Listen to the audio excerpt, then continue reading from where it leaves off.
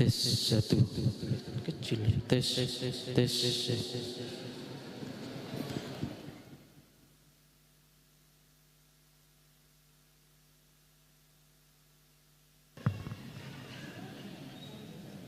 Tes satu.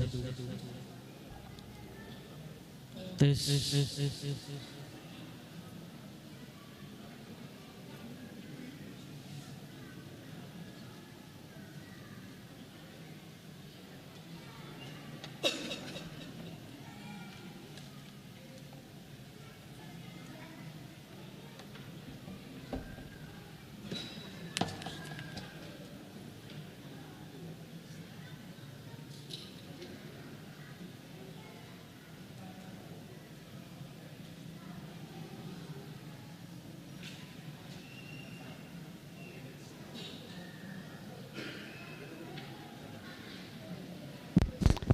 tes.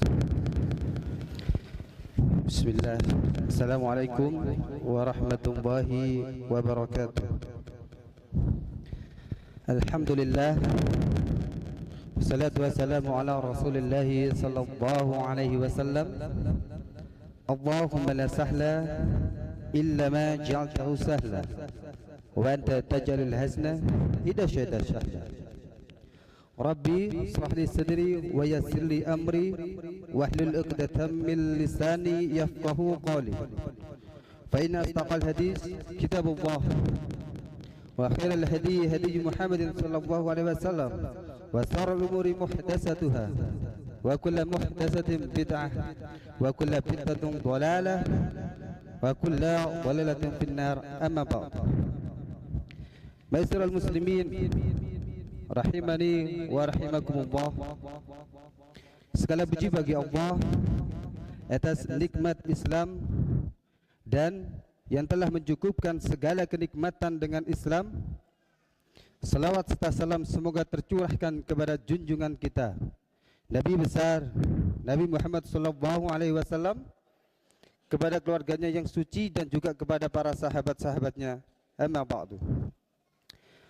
Ma'asyiral muslimin rahimani wa rahimakumullah. Dan juga segala puji bagi Allah yang mana Allah telah memberikan kemudahan kepada kita untuk menghadiri di kajian kita pada malam hari ini. Yang mudah-mudahan kajian kita pada malam hari ini diridai oleh Allah Subhanahu wa taala. Amin ya rabbal alamin. Adapun tema kajian kita pada malam hari ini yaitu hubungan erat tauhid dan tawakal yang akan disampaikan oleh Al-Ustadz Syarif Umar Baswedan hafizahullah ta'ala. Adapun waktu kajian kita pada malam hari ini yaitu kita mulai pada maghrib sampai nanti pada isya jam 7:30 insyaallah. Kemudian kita jeda di waktu azan. Kemudian kita lanjutkan lagi sampai sebelum iqamat. Kemudian kita lanjutkan lagi setelah salat isya sampai selesai insyaallah. Dan untuk mempersingkat waktu, marilah kita mulai kajian kita pada malam hari ini dengan bacaan basmalah bersama-sama. Bismillahirrahmanirrahim. Kepada Ustaz, waktu dan tempat kami tafadhol.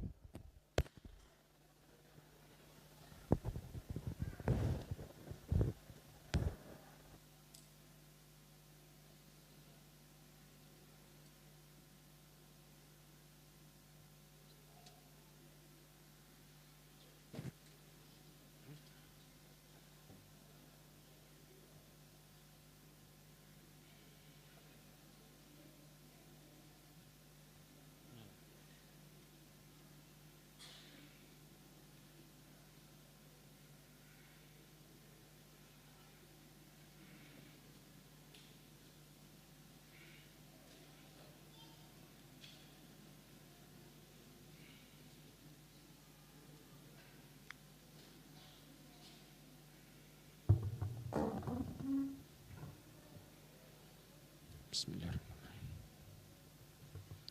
Assalamualaikum. Assalamualaikum warahmatullahi wabarakatuh. Innal hamdalillah Nahmaduhu wa nasta'inuhu wa nastaghfiruhu wa nastahdihi wa na'udzu billahi min shururi anfusina wa min sayyiati a'malina. Man yahdihillahu fahuwal muhtad wa man yudlil falan tajida lahu waliyyan mursyida. Asyhadu an la ilaha illallah wahdahu la syarika lah wa asyhadu anna Muhammadan abduhu wa rasuluh. Qala Allah Ta'ala fi kitabihil karim, a'udzu billahi minasyaitonir rajim. Ya ayyuhalladzina amanu ittaqullaha haqqa tuqatih wa la tamutunna illa wa antum muslimun. Ya ayyuhalladzina amanu ittaqullaha wa qulu qawlan sadida yuslih lakum a'malakum wa yaghfir lakum dhunubakum. Wa man yuti'illaha wa rasulahu faqad faza fawzan 'azima. Amma ba'd. Ma'asyiral mu'minin rahimani wa rahimakumullah. Alhamdulillah, kita bersyukur pada Allah Azza wa Jalla dengan segala kenikmatan yang Allah berikan kepada kita semua. Salawat dan salam kepada Nabi Muhammad sallallahu alaihi wasallam, khairul anbiya'i wal mursalin, sebaik nabi dan sebaik rasul. Sebelum saya mulai kajian, bagi teman-teman yang mau nyatet mungkin lebih jelas lagi, bisa maju karena materinya saya tampilin di layar. Untuk yang ibu-ibunya bisa langsung lihat di layar televisinya. Kenapa saya tampilkan? Supaya kita paham alurnya. Karena kadang-kadang seseorang ketika berbicara masalah materi tawakal ini, banyak orang yang ngomong tawakal tapi berujung pada rasa letih, capek, dan justru mereka malah mendapatkan yang di luar mereka bayangkan. Ngomongnya tawakal, tapi kenyataannya malah apa? Banyak zongnya dalam hidupnya. Ngomongnya pasrah sama Allah Azza wa Jal, tapi justru mereka di luar prediksi dan berpikir seakan-akan saya kok malah pasrahkan sama Allah kok tambah berat ya. Ya, pasti ada sebuah kesalahan dalam perkara ini, dan ini sering banyak terjadi. Bahkan sampai detik ini kita yang sering ngaji bicara tawakal, realita tawakal itu masih belum terrealisasi secara baik. Ada satu titik poin yang jadi permasalahan. Makanya insya Allah saya akan runutkan ya, bagaimana hakikat tawakal menurut tahapannya. Jadi ada tahapan sebenarnya dalam tawakal ini supaya kita paham kesalahan kita di mana. Ya, dan punya hubungan erat yang sangat kuat dengan seluruh tauhid. Bicara tauhid rububiyah, uluhiyah, asma wa sifat. Semua, makanya ulama mengatakan bahwa tawakal itu mengumpulkan seluruh keimanan. Paham ya? Tawakal itu adalah mengumpulkan seluruh fondasi keimanan. Ketika kita bicara tauhid, maka orang nggak mungkin ya, mereka menyebutkan Allah kemudian bicara saya tawakal kepada Allah, mustahil. Ya. Sekarang kita bicara secara bahasa dulu. Ya ikhwah, bicara tawakal secara bahasa dalam kitab Maqayisul Lughah disebut kata tawakal dari wakkala yuwakkil. Artinya apa? Mewakilkan. Ini secara bahasa. Karena secara bahasa ini punya kaitan erat nanti secara istilah. Apa yang kita wakilkan? Nah itu dia. Ya. Atau kita mengistilahkan mewakilkan di sini adalah menampakkan kelemahan dan bersandar, bergantung kepada orang lain. Ini secara bahasa. Dan ini pun artinya mengandung makna istilah yang nantinya ketika kita lari ke istilah nggak lepas dari bahasa ini. Tapi bergantung kita bukan kepada orang lain, tapi kepada siapa? Allah Azza wa Jalla. Ya. Ini jadi apa? Menunjukkan lemah. Karena orang yang pasrah itu menunjukkan dirinya nggak bisa. Betul apa enggak? Iya. Kalau dia mampu istilahnya, maka dia nggak akan pernah pasrah karena ada. Tapi ketika dia menunjukkan kelemahannya, maka dia pun mewakilkan hal tersebut karena menunjukkan dia nggak bisa. Jelas ya. Kemudian juga Raghib Al-Asfahani ya menjelaskan makna tawakal secara bahasa ada dua sisi. Dan ini pun juga sama, nanti kita bicara istilahnya arahnya ke sini. Yang pertama, ketika seseorang mengatakan tawakkaltu li fulan, aku menjadikan fulan wakilku. Ya, aku menjadikan wakilnya si fulan, wakil. Jelas? Makna yang kedua mengarah kepada apa? Sebaliknya. Wakaltuhu fatawakkala li, dikatakan aku menjadikan dia sebagai wakil. Yang pertama aku menjadi wakilnya buat dia, yang kedua sebaliknya aku menjadikan dia wakil. Paham di sini? Nah, maka konsep orang tawakal itu ada yang menjadikan dia mewakilkan kepada sesuatu dan dia menjadikan dirinya menyandarkan kepada sesuatu. Nah, sesuatu ini kita paham siapa? Jelas? Kemudian makna istilah, saya nukil dua perkataan. Yang pertama secara umum, yang ketiga detail. Secara umum, tawakal, Ibnu Rajab Al-Hambali mengatakan menyandarkan hati dengan jujur kepada Allah. Pertanyaannya, apa yang kita sandarkan? Semua. Karena orang sering disebut salah tawakal ketika dia pasrahkan sebagian dan tidak menyandarkan sebagian yang lain. Ini salah besar. Kalau orang bicara tawakal, bukan dunia tok yang kita pasrahkan, tapi juga ketika kita melakukan ketaatan butuh tawakal. Makanya para ulama menjelaskan tawakal di saat ibadah itu ada 3 sisi. Sisi sebelumnya, sisi tengah ibadah, dan sisi setelahnya. Ibadah pun ada unsur tawakalnya. Kalau enggak ini berbahaya. Paham? Kita ngelakuin ibadah ada unsur tawakalnya ya ikhwan. Nanti saya jelasin di unsur tawakal ibadah itu di posisi apa yang kemudian kita lakukan di posisi sedang ibadah. Dan mana yang paling utama, awal, tengah, atau akhir. Nah, menyandarkan dengan jujur kepada Allah Subhanahu wa taala dalam memperoleh kebaikan dan menolak madorot. Urusan apa? Dunia akhirat. Berarti apa? Totalitas. Ada enggak yang enggak diuruskan, yang enggak disandarkan sama Allah? Enggak ada. Semua disandari sama Allah. Maka orang yang tawakal mereka tergambarkan dalam hidupnya secara total, di mana mereka meyakini semua keputusan Allah pasti terbaik. Jelas? Mau dia mendapatkan kesusahan atau kemudian mereka bisa ngambil pelajaran dalam hidup itu. Makanya kenapa Rasulullah SAW menggambarkan orang mukmin sebagai orang yang beruntung, dan sifat ini hanya terjadi bagi orang mukmin karena pada dasarnya mereka melakukan tawakal dengan benar. Jadi kuncinya di tawakalnya sebenarnya. Sebagaimana ya Rasulullah SAW mengatakan ajaban li amri mu'min fa inna bersyukur kebukana khairan lah, maka itu jauh lebih baik buat dia. Kalau ditimpa kesusahan mereka bersabar. Nah, konsep syukur sama sabar nggak lepas dari kita nyandar sama Allah. Jelas? Karena ketika kita menyandar sama Allah, maka Allah kasih kita syukur sama sabar. Loh kok bisa Ustaz? Ya ikhwah,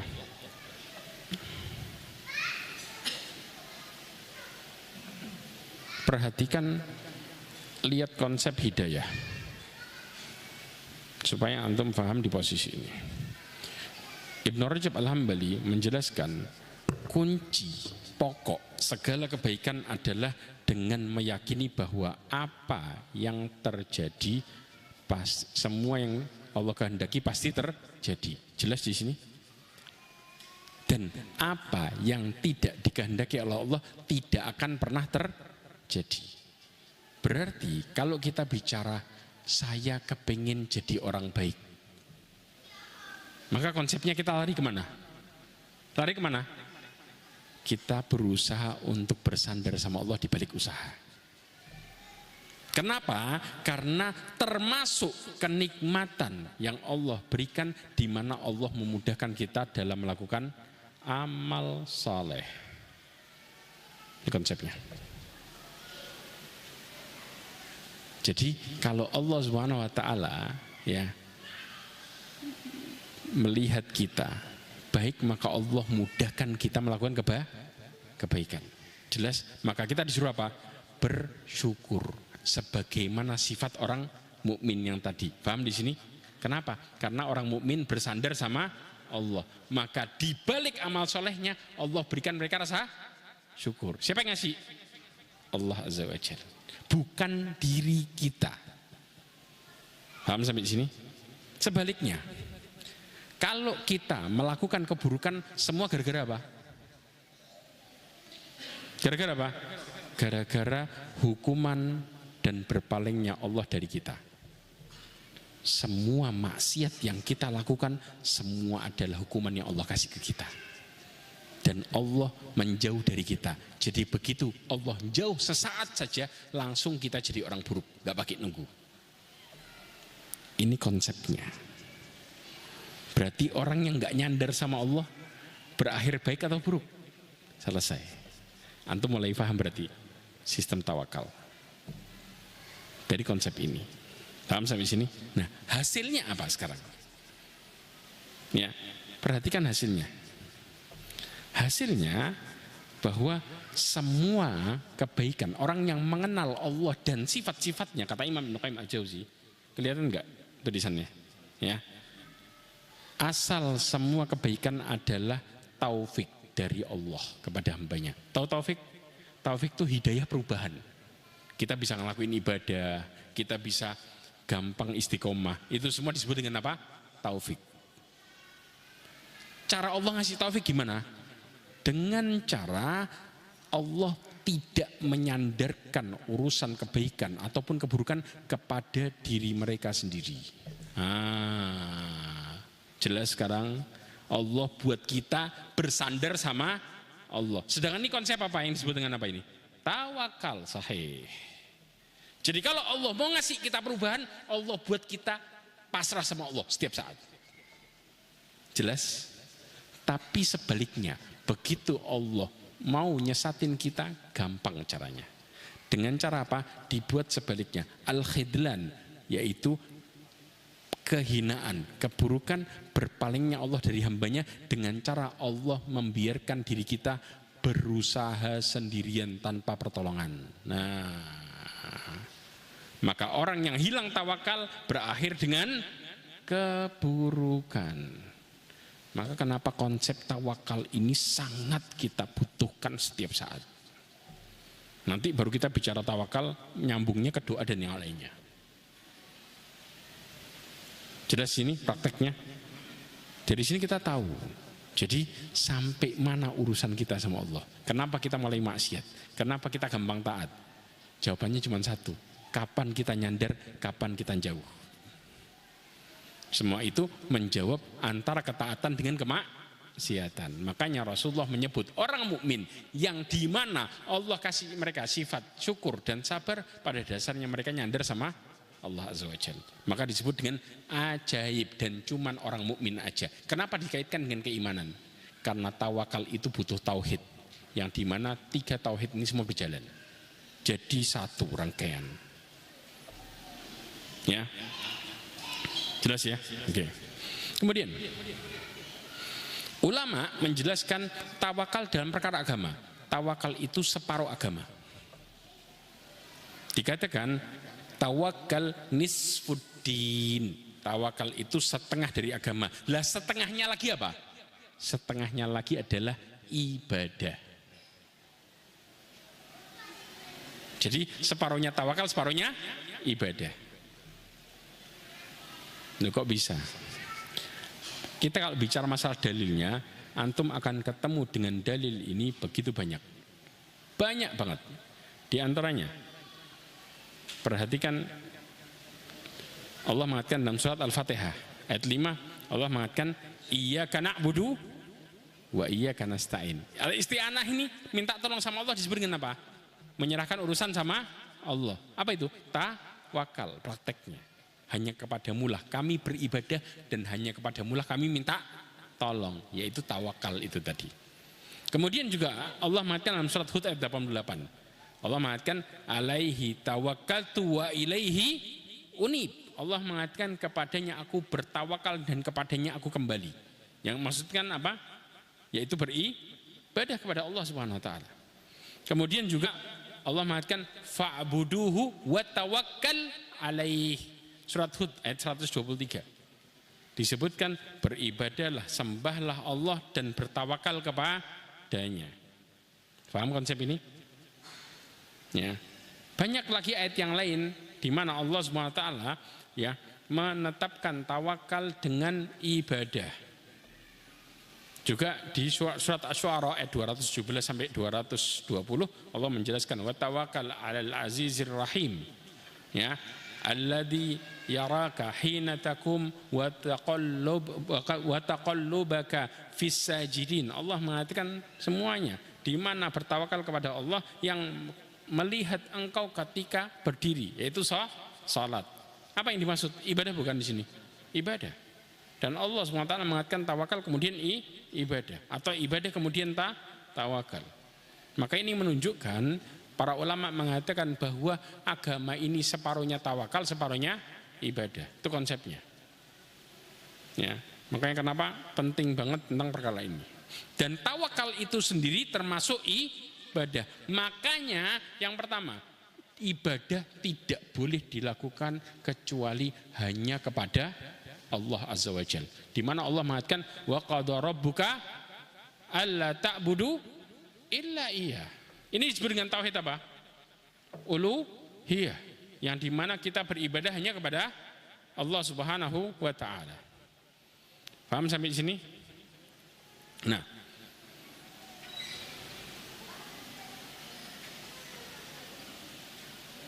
kemudian tawakal pengertian secara lengkapnya ada di dalam kitab At-Tawakkul 'ala Allah. Disebutkan keadaan hati yang tumbuh dalam mengenal Allah Azza wa Jalla. Dia tahapannya beriman kepada keesaan dalam menciptakan, mengatur, mendatangkan manfaat, menolak bala. Ini tauhid apa? Rububiyah. Pertama uluhiyah, rububiyah, semua masuk ya ikhwah. Termasuk asma dan sifat, yang dimana dialah yang memberi, menahan, dan juga kita wajib bersandar dan berserah diri kepada Allah, percaya kepadanya dan yakin Allah akan mencukupkannya. Ini konsep tawakal. Nah, kita runut satu-satu. Tawakal secara garis besar ada dua hal yang nggak bisa lepas. Nanti dari garis dua ini saya urai satu-satu. Yang pertama adalah menyerahkan semua urusan kepada Allah. Saya ulangi lagi, menyerahkan seluruh urusan kepada Allah. Jelas? Yang kedua, yaitu melakukan sebab. Nah, sering orang fokus di yang kedua, tapi lupa di yang pertama. Ini yang bahaya. Ya, nanti melakukan sebab gimana caranya. Kemudian ada lagi yang satu lagi, yaitu hasilnya adalah dia harus ridho. Paham?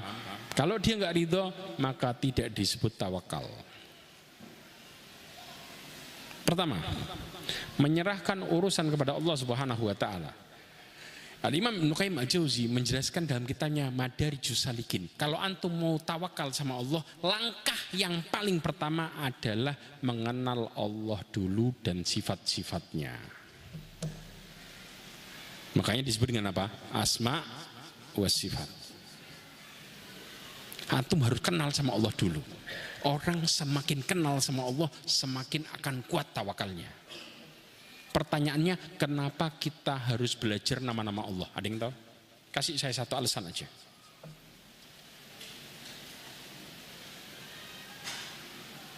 Kenapa Allah mengatakan ya walillahi asmaul husna fad'uhu biha. Kemudian kata Rasulullah dalam hadisnya, man ahsaha dahal jannah. Kita disuruh mempelajarinya. Ada yang tahu? Satu alasan besar yang berkaitan dengan ini. Semua masalah kita jawabannya ada di dalam nama-nama Allah. Semua. Antum mau cari apa? Hidup antum lagi seret. Jalan keluarnya Allah Maha Pembuka jalan keluar. Ketika antum butuh rizki, Allah pemberi rizki. Semuanya, semua. Itu diantaranya. Maka kalau kita kenal semua itu, berarti kita nyari jawabannya di mana? Ya sudah. Makanya kenapa harus menyerahkan urusan dengan cara pelajari dulu sifat Allah. Baru engkau bisa mulai tawakal dari situ. Yang jadi permasalahan, seseorang sering ragu karena nggak kenal sama Allah. Faham? Makanya kenapa butuh belajar tauhid tentang asma wa sifat di awal tawakal. Karena dari situ kita akan paham semua jawabannya. Jelas konsep ini? Ya. Sehingga sifat Allah contoh maha kuasa, maha kaya, ya, itu akan terus menerus mengurus makhluknya. Sifat maha tahu, di mana Allah tahu segala perkara baik yang disembunyikan atau dilakukan terang-terangan. Nah, ini merupakan pengetahuan langkah awal dalam mempelajari jalan tawakal. Ya, istilahnya kita nggak bakal gampang nyerahin kalau kita nggak kenal sama Allah Azza wa Jalla. Jelas langkahnya? Makanya tawakal itu Imam Ahmad mengatakan at-tawakkul amalul qalb, bahwa tawakal itu adalah amalan hati karena akan menimbulkan keyakinan di balik kita mengenal Allah Azza wa Jalla. La haula wala quwwata illa billah.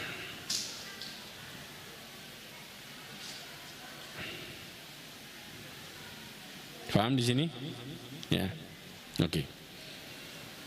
Kemudian Imam Ibnu Qayyim juga mengatakan seorang tidak mungkin bisa fokus hatinya untuk menyerahkan segala urusannya kepada Allah kecuali dia benar-benar faham tauhid rububiyah sama asma wa sifat. Kenapa? Rububiyah itu apa? Allah satu-satunya yang menciptakan, Allah satu-satunya yang mengatur, Allah satu-satunya yang memberikan. Paham? Asma wa sifat apa? Allah itu di mana Allah maha kaya, ya, Allah maha memberi rizki. Semua itu yang menjadikan orang akhirnya punya alasan buat pasrah sama Allah. Baik memasrahkan jawabannya, masalah sak jawabannya. Jelas di sini. Ya. Oke. Loh Ustaz, terus tawakal itu berarti kita juga dalam berdoa, kita juga harus tawakal. Ya ikhwah, saya mau tanya, secara gampang, selama ini kita kalau berdoa, kena masalah nih, contoh kasus kena masalah, paham ya? Begitu kena masalah, ya, terus kemudian kita doanya gimana? Langsung minta jawaban sama Allah enggak? Atau ngungkapin masalahnya dulu? Mana yang sering terjadi?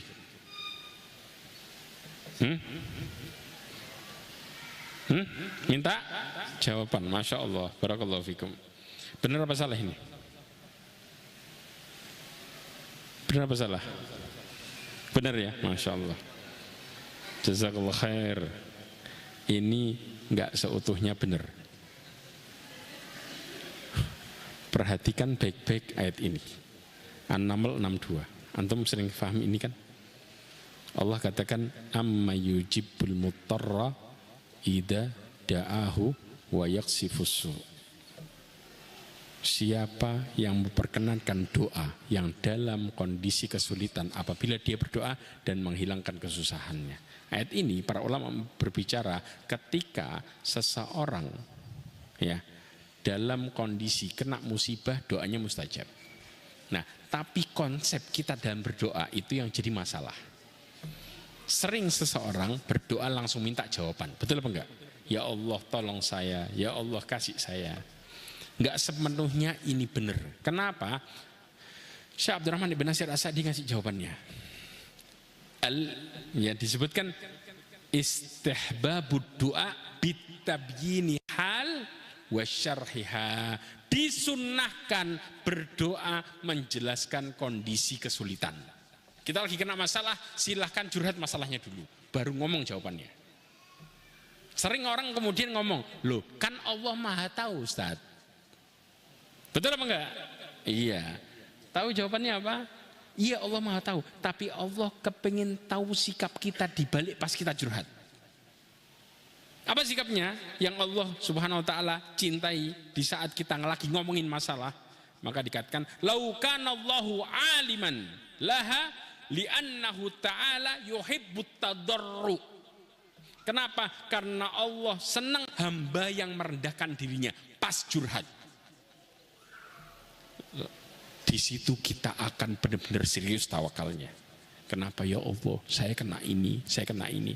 Kadang-kadang kita kalau lagi kena masalah sama Allah minta jawabannya. Begitu ke orang curhat 2 jam. Ngungkapin masalahnya. Akhirnya antum sering gak percaya sama Allah. Betul apa enggak? Dari situ akhirnya bermasalah tawakal antum. Gara-gara kita sendiri yang bangun konsepnya yang salah. Disuruh curhat sama Allah berat. Kenapa? Kan Allah Maha Tahu, langsung minta jawabannya. Akhirnya ini yang jadi mulai permasalahannya dari sini. Tapi kalau kita mulai ngungkapin masalahnya, Allah senang kita merendahkan diri. 1. Yang kedua, Allah Subhanahu wa taala senang ketika kita menunjukkan kelemahan. Dan kelemahan itu akan terlihat dengan jelas pas lagi curhat masalah. Betul? Ya Allah saya gini, ya Allah saya kena ini, ya Allah saya kena itu. Perhatikan baik-baik konsep para nabi pas doa. Contoh pertama, nabi siapa yang disebut paling sabar? Perhatikan Nabi Ayub. Al-Anbiya 83. Allah mengatakan wa ayyuba idnada rabbahu anni masaniyadurru wa anta arhamur rahimin. Kata Allah, dan ingat Nabi Ayub ketika berdoa kepada Allah, ya Tuhanku, aku telah ditimpa penyakit. Curhat enggak? Ngasih tahu masalahnya enggak? Baru minta jawabannya. Nabi Ayub loh. 2. Nabi Yakub kehilangan Nabi Yusuf berapa tahun? Ada yang tahu? Al-Imam Qurtubi menjelaskan kehilangan Nabi Yusuf 82 tahun baru ketemu. Sedangkan Nabi Yakub yakin anaknya masih hidup. Gimana rasanya? Tapi nggak kelihatan anaknya. Untuk bertahan di 82 tahun, Nabi Yakub ngelakuin ini. Qala innama ashku bathi wa huzni ilallah wa a'lamu minallahi ma la ta'lamun. Kata Nabi Yakub ngomong ke keluarganya, sesungguhnya aku mengeluhkan bath itu kesedihan yang dalam sampai orang nggak bisa mikir. Berat.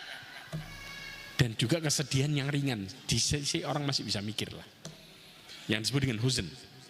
Sesungguhnya aku mengalahkan masalahku yang berat sampai yang ringan sama Allah, dan aku tahu jawabannya dari Allah yang kalian tidak tahu. Nah, orang bisa tawakal dengan cara yang kayak gini ya ikhwah. Akhirnya jadi totalitas. Kenapa? Curhatnya total sama siapa? Allah Azza wa Jalla. Baru antum bisa dapat ngerasain muncul keyakinan yang benar. Tapi makanya ikhwah, di antara pegang ini baik-baik, di antara bentuk pendewasaan Allah kepada hambanya dengan cara Allah berikan hambanya masalah yang kanan kirinya nggak bisa nolong. Larinya kemana akhirnya? Kemana larinya? Ke Allah persis. Maka dari situ seseorang akan belajar yang namanya tawakal secara serius. Kenapa? Kanan kiri nggak bisa nolong. Makanya kadang-kadang orang dapat hidayah berawal dari masalah. Betul apa enggak? Kanan kiri nggak bisa nolong, baru mereka nyandar sama Allah, baru ketahuan masalahnya di mana. Banyak dosa dan lain sebagainya. Akhirnya mereka mulai memperbaiki diri. Subhanallah. Itu hidayah. Konsep yang kita suka nggak sadar. Balik lagi. Ya. Nah, sekarang tawakal mengandung beberapa hal. Yang pertama, ketika kita menyerahkan urusan sama Allah, maka ada 2 sifat. Kita yang pertama harus percaya. Paham? Percaya. Gimana bentuk percaya? Dikatakan di dalam kitab Madarijus Salikin, Al-Imam Ibnu Qayyim menjelaskan hati yang sangat bergantung kepada Allah, bersandar kepada Allah, merasa tenang dengannya. Perhatikan, ada 4 kondisi. Pertama, bergantung sama Allah. Sebentar. Dah habis. Ya. Yang pertama adalah seseorang harus apa? Bergantung sama Allah Azza wa Jalla. Ya.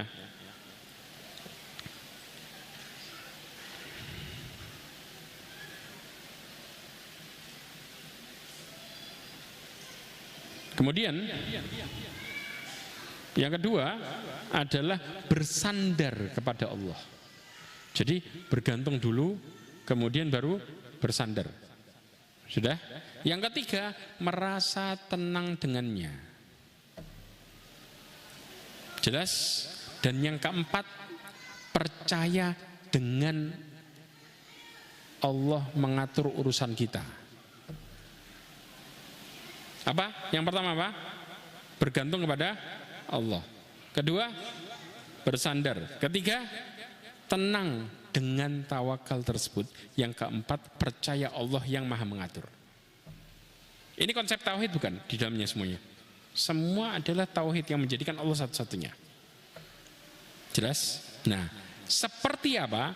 Kata para ulama, seperti anak kecil yang dia tidak mengetahui kecuali ibunya yang melindungi.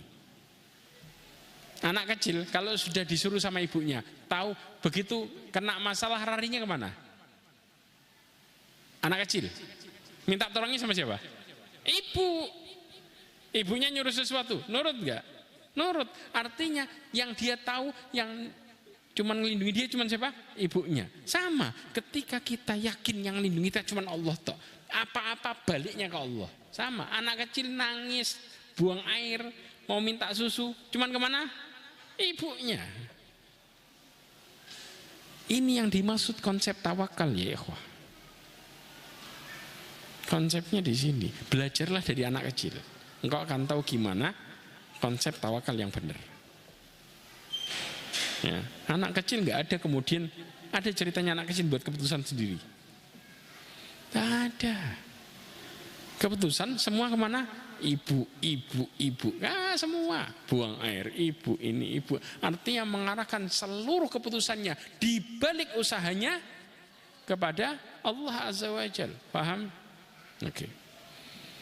Nah, makanya Allah Subhanahu wa taala mengatakan supaya kita yakin dalam surat Yasin ayat 52, "Innama amruhu idza arada syai'an ayyaqula lahu kun fayakun."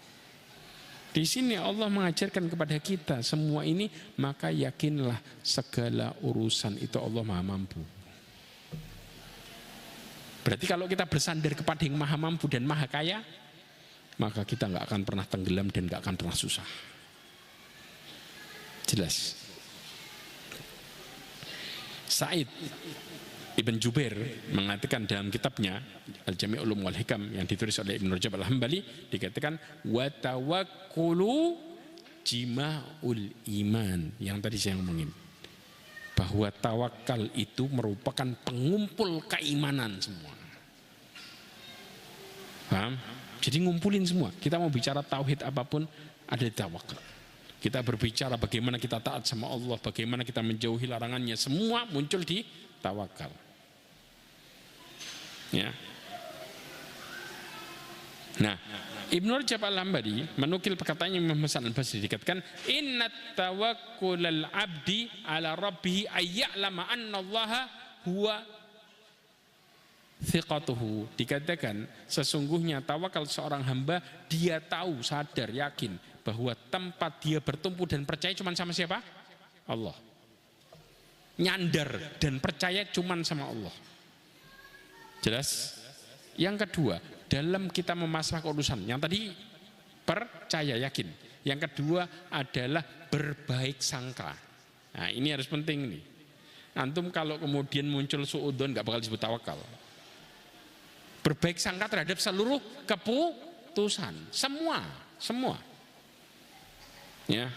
Rasulullah mengatakan innallaha yaqulu ana inda dhanni abdi bi wa ana ma'ahu idza da'ani. Aku tergantung prasangka hambaku dan aku selalu bersama dia kalau dia berdoa kepadaku. Jadi orang disebut husnudzon sama Allah kalau dia terus berdoa sama Allah. Begitu berhenti doanya disebut husnudzon apa suudzon? Suudzon. Seakan-akan Allah nggak bisa. Ini suudzon ya ikhwah.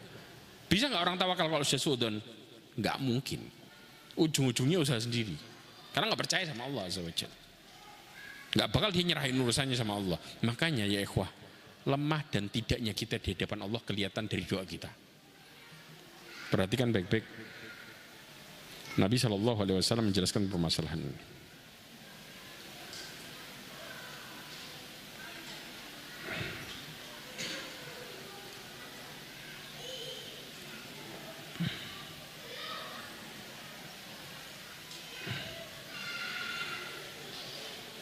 Ya.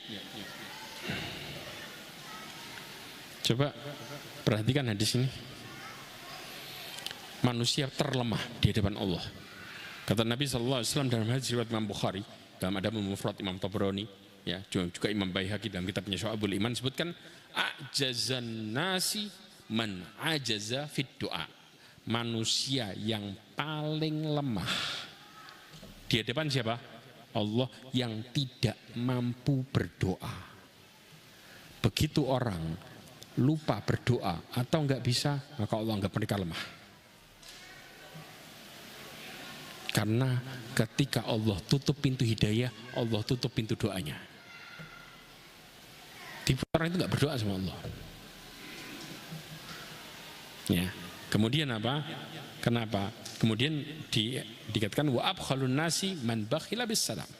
Karena manusia yang paling pelit adalah yang pelit terhadap salam. Ya. Bahkan ada perkataan Ibnu Rajab Al-Hambali yang luar biasa. Kata Ibnu Rajab Al-Hambali mengatakan, kalau engkau punya waktu pendek dalam berdoa, waktunya pendek, kira-kira kita minta apa? Sedangkan permintaan kita banyak. Minta apa?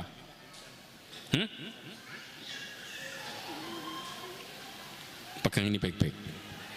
Minta ampun sama Allah. Karena ketika Allah mengampuni dosamu, Allah kasih engkau kemudahan atau Allah kasih engkau pemberian tanpa ada masalah. Masalah di belakangnya. Jelas. Gara-gara kita diampuni, dikasih pertolongan tanpa masalah. Jadi kalau kamu minta nih, kepepet, minta ampun. Itu kuncinya. Kalau kita Allah sudah ampuni kita, Allah kasih kita hidayah dan macam-macam. Kenapa? Sebagaimana Allah SWT mengatakan di dalam surat Al-Baqarah, wallahu ya'idukum maghfiratan minhu wa fadla. Allah mempersiapkan untuk kalian ampunan darinya dan keutamaan. Ada dalam surat Al-Baqarah ayat 268. Anda bisa buka sendiri. Itu realitanya. Makanya kalau Allah Subhanahu wa taala menginginkan kepada kita kebaikan, Allah buat kita bisa berdoa. Doa minta kebaikan dunia akhirat. Tapi kalau enggak, dibuat lemah kita dalam doa. Jelas, dari sini kita nggak bakal tawakal. Oke. Makanya butuh apa? Butuh berbaik sangka. Sudah adzan ya? Oke, adzan dulu.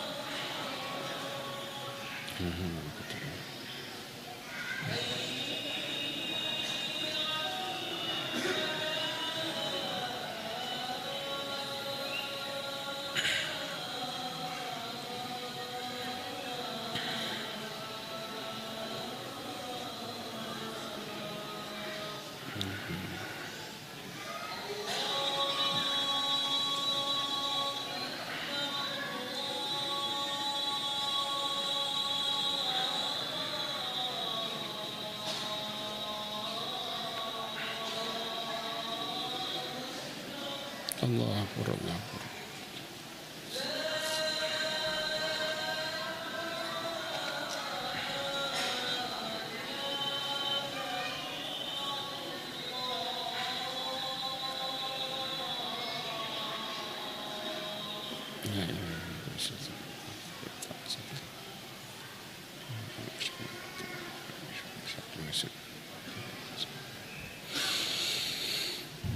Ma'asyiral mu'minin wal mu'minat rahimani wa rahimakumullah. Kita lanjutkan lagi ya. Prasangka baik. Bagaimana prasangka baik kepada Allah Azza wa Jalla? Ya, prakteknya. Syekh Shalih Al Fauzan mengatakan prasangka yang baik kepada Allah seharusnya disertai dengan meninggalkan kemaksiatan dan melakukan ketaatan. Maka kalau kita justru sebaliknya, contoh, oh Allah mesti akan masukkan saya ke surga, tapi sambil maksiat, maka itu disebut dengan merasa aman dari adab Allah. Jelas? Akhirnya kita disebut dengan tawakal enggak? Justru tambah meremehkan Allah, bukan pasrah. Sedangkan di antara penyebab Allah tidak mengampuni hambanya adalah ketika maksiat itu diremehkan. Maksiat kalau sudah kecil, orang ngomong kayaknya saya kan ngelakuin dosa kecil, tapi diremehkan, maka Allah nggak akan pernah mengampuni kita. Sebagaimana Nabi SAW mengatakan hadis yang diriwayatkan oleh Thauban, dikatakan la'alamanna aqwa min ummati ya'tuna yaumal qiyamah bil hasanat kamthal jibal tihama bidun faja'alallahu haba'an mathura. Aku benar-benar mengetahui dari umatku datang di hari kiamat dengan kebaikan, pahala seperti gunung Tihama yang gedenya luar biasa satu gunung. Artinya apa? Datang dengan banyak pahala, putih. Kemudian Allah jadikan kayak debu berterbangan, ditolak pas dari kiamatnya langsung. Semuanya ditolak habis. Kemudian Thauban kaget. Ya Rasulullah, sifhum lana jillihin. Karena Rasulullah mengatakan kaum-kaum, banyak jumlahnya. Kasih kami sifat generasi mereka, alla nakuna minhum wa nahnu la na'lam. Supaya kami enggak seperti mereka, sedangkan kami enggak tahu. Kata Rasulullah SAW, amma innahum ikhwanukum wa min jildatikum. Mereka itu saudara kalian, yaitu sama-sama muslimnya. Kulitnya kayak kulit kalian. Ya'khuduna minal laili kama ta'khudun. Bangun di malam hari kayak kalian bangun, kayak sahabat bangun. Kebayang enggak? Serius tahajudnya. Tapi apa? Satu alasan yang membuat Allah ngapusin semua pahalanya. Idza khalau bimaharimillah intahaquha. Kalau lagi sendiri maksiat. Artinya apa? Mereka meremehkan kemaksiatan walaupun maksiatnya kecil. Kalau sudah kayak gini, maka bukan disebut dengan berprasangka baik ya ikhwah, tapi ngentengin atau meremehkan. Ini yang membuat disebut merasa aman dari adab. Dan Allah paling benci ini. Dan orang gak bakal mencapai titik tawakal. Akhirnya Allah buat usahanya capek. Sebagaimana Allah mengatakan apa? Amilatun nasibah. Antum kebayang enggak? Orang amilatun nasibah, coba lihat tafsirnya. Mereka bukan enggak ibadah, ibadah tapi capek. Kenapa? Karena ibadah enggak mencapai tujuannya. Yang dimana dia bukan ibadah karena Allah, bahkan dia meremehkan urusannya sama Allah. Tasla naran hamiyah, sudah capek di dunia. Ya ikhwah, nasab itu lebih capek daripada taat. Kalau istilah kita, orang kena nasab itu capek luar dalam. Hati antum capek, fisik antum capek. Di akhiratnya kena neraka lagi. Kebayang di sini? Kenapa? Karena mereka ngakunya kadang-kadang apa? Saya berbaik sangka sama Allah, Allah pasti masukin saya ke surga. Perhatikan baik-baik, jangan salah sangka. Ciri-ciri, pegang hadis ini, pegang hal ini. Diriwayatkan Imam Tirmidzi. Ciri-ciri orang yang diterima amal solehnya, Allah justru buat mereka takut amalnya banyak salahnya.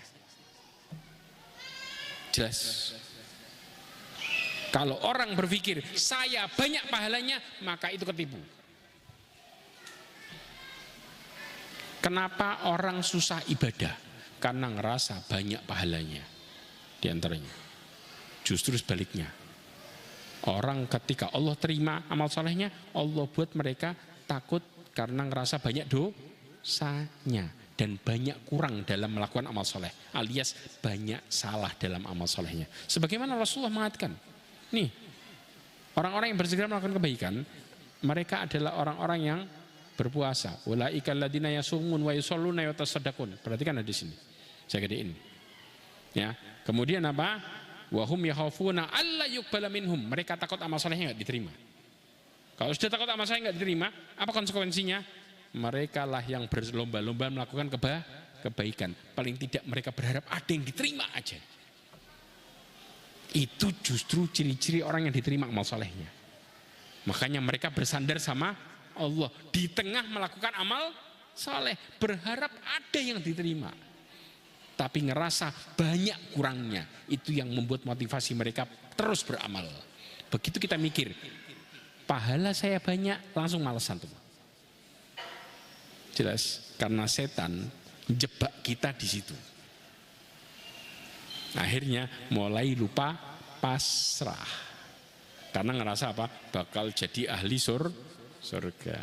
Lihat, ketika Rasulullah SAW dikatakan Rasulullah maksum, enak ya orang mengatakan apa? Gak sholat gak apa-apa. Nah ini menunjukkan, ya, Rasulullah mau digambarkan seperti itu, mereka langsung pikirannya berarti kalau gak ibadah gak apa-apa. Kan yang penting sudah diampuni. Betul apa enggak? Ini yang sering terjadi ya ikhwah. Dan ini yang ngerusak urusan kita sama Allah kayak gini. Setan jebak kita dari situ. Ah, masa antum ahli sedekah kemudian Allah nggak masukin ke surga? Akhirnya apa? Berakhir husnudzan pas suudzon kita sama Allah. Persis. Jelas? Oke. Saya singkat lagi. Kemudian di antara bentuk tawakal adalah melakukan sebab. Ini yang perkara yang kedua yang besar. Kenapa? Perhatikan baik-baik. Al-Imam Ibnu Qayyim Al-Jauziyah mengatakan rahasia tawakal adalah kepasrahan dan ketergantungan hati kepada Allah. Tidaklah tercara mengambil sebab, artinya melakukan sebab, dengan tetap menjaga hati dari ketergantungan dari sebab. Rusaknya tawakal kita gara-gara ngerasa bahwa yang nolong kita adalah sebabnya. Contoh, antum datang, antum sakit, datang ke dokter yang biasa nyembuhin. Oh, kalau saya datang ke dokter ini, ya, maka dokter ini bisa nyembuhin saya. Dia pasrah ke siapa? Dokter. Maka antum rusak tuh tawakal. Ya ikhwah, kita disuruh ngelakuin sebab usaha, tapi tidak bergantung sama sebab, tapi justru bergantung sama Allah yang memberikan sebabnya, bukan sama sebabnya. Pertanyaannya, kalau kita bergantung sama sebab, kira-kira apa yang kita dapetin? Ada yang tahu? Kita bergantung terus nih sama sebab. Kira-kira apa yang kita dapetin? Kira-kira apa yang terjadi? Saya kalau dapat ini, saya jadi orang kaya. Saya kalau gini, saya bakal jadi kayak gini. Itu kan bergantung sama sebab kan? Ya, dia usaha, tapi ngerasa usahanya itu yang menjadikan penyebab dia mendapatkan sesuatu, bukan Allah. Begitu dia melakukan ini, maka mereka akan mendapatkan apa? Jawabannya setelah sholat, insya Allah. Oke, kita lanjutkan setelah sholat. Insya Allah saya akan jawab tentang permasalahan, yaitu ketika orang gantungin sebab dapat apa. Wallahu a'lam bishawab. Mudah-mudahan apa kita pelajari hari ini menjadikan kita semakin bertakwa kepada Allah Subhanahu wa taala. Subhanakallahumma wa bihamdika asyhadu an la ilaha illa anta astaghfiruka wa atubu ilaik. Wa akhiru da'wana alhamdulillah. Assalamualaikum warahmatullahi wabarakatuh.